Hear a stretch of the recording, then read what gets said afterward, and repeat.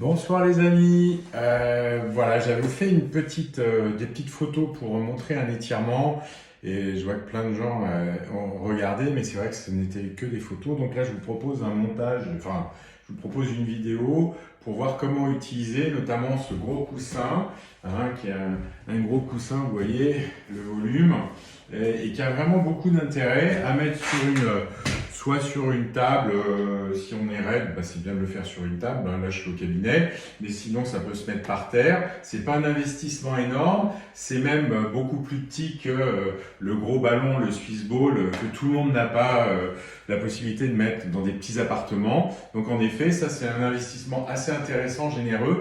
Alors, on est toujours sur les lombalgies, les dorsalgies.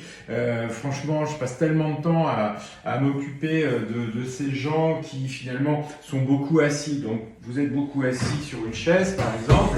Qu'est-ce qui se passe? C'est tous les muscles qui sont au profond, au niveau des lombaires, psoas, le muscle iliaque, y compris des stases viscérales, avec le diaphragme qui finit par moins bien fonctionner. Et puis, bah voilà, les gens soit sur l'ordinateur, soit avachis, soit au téléphone. Et puis finalement, rétraction un petit peu de tous ces muscles-là. Donc, comme on passe ces gens-là qui sont beaucoup au bureau vont passer, on va dire, 6, 7, 8 heures peut-être assis, ben forcément, vous devez compenser. C'est-à-dire qu'il faut absolument avoir une activité. Donc oui, je vous parle toujours de la marche active, de faire du vélo, tout ça c'est bien pour le cardio, mais il faut faire du spécifique. C'est-à-dire si vous êtes en rétraction à force d'être en compression comme ça, ben forcément, normalement il faudrait partir en extension. Donc partir en extension, position comme ça, c'est pas évident. Marcher comme ça, c'est pas évident.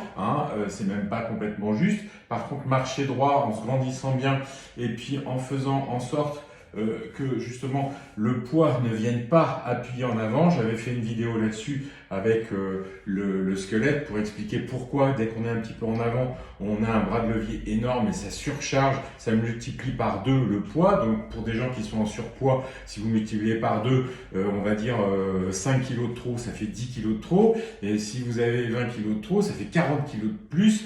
Et franchement, sur les disques intervertébraux, et quand je dis multiplier par 2, si vous êtes un peu penché en avant, et si vraiment vous êtes comme ça, c'est-à-dire très penché en avant, ça peut être multiplié par 10. Donc vous voyez, même 5 kg de trop, c'est 50 kg de plus sur le disque intervertébral. Donc vraiment, soyez hyper précis, c'est essayer d'être bien droit et faire en sorte que le centre de gravité passe bien au milieu. Ça, c'est vraiment important.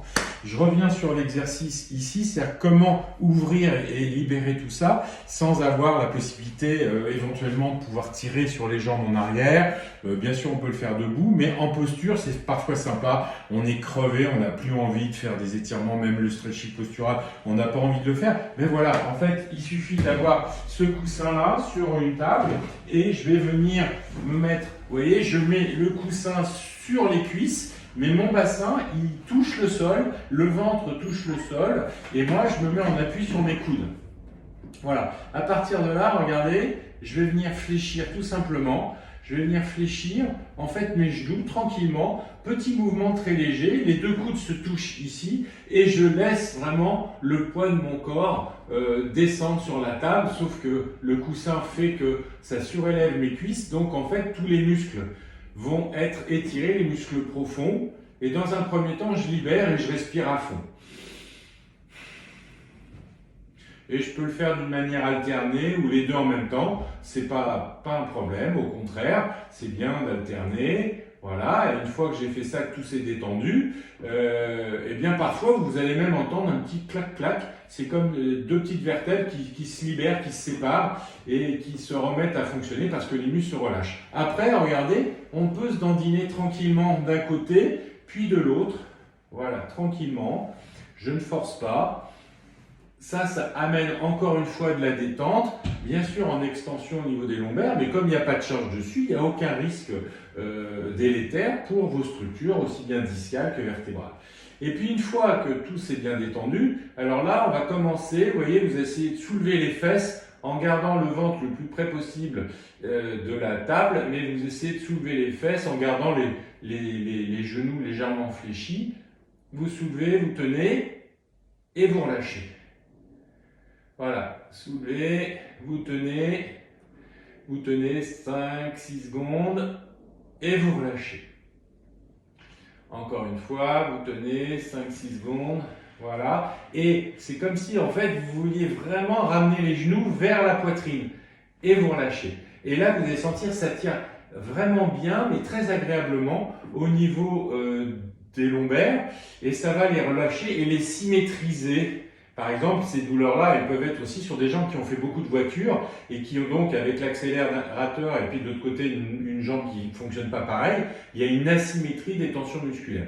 Donc on peut symétriser les choses. Et puis une fois que vous avez fini, vous tendez comme ça et là vous poussez d'un côté de l'autre, comme ça, pour allonger avec le bassin, un pied et ensuite l'autre, un pied et ensuite l'autre. Donc là, ça fait faire une latéralité au niveau du dos, des lombaires. Ça crée des micro-mouvements au niveau des sacro-iliaques, au niveau des lombaires, des dorsales. Et comme je suis toujours en appui sur mes coudes, ici, vous voyez les coudes ici, et bien en fait, le fait d'avoir un appui, ça va travailler y compris les omoplates et les côtes, et donc les vertèbres thoraciques. Voilà, dorsales. Voilà, donc vraiment n'hésitez pas, vous faites des séries comme ça. Ensuite, pour se relever, eh bien, on pousse de cette manière-là, on revient ici, cette posture ici. Vous attendez tranquillement que ça se relâche. Même chose, je pousse d'un côté puis de l'autre. Une fois que tout semble bien détendu, je redresse mon dos. Et une fois que le dos est détendu, là, je suis sûr que je peux me lever sans avoir de coup de poignard dans le dos. Voilà, c'était la version vidéo et certainement beaucoup plus pédagogique.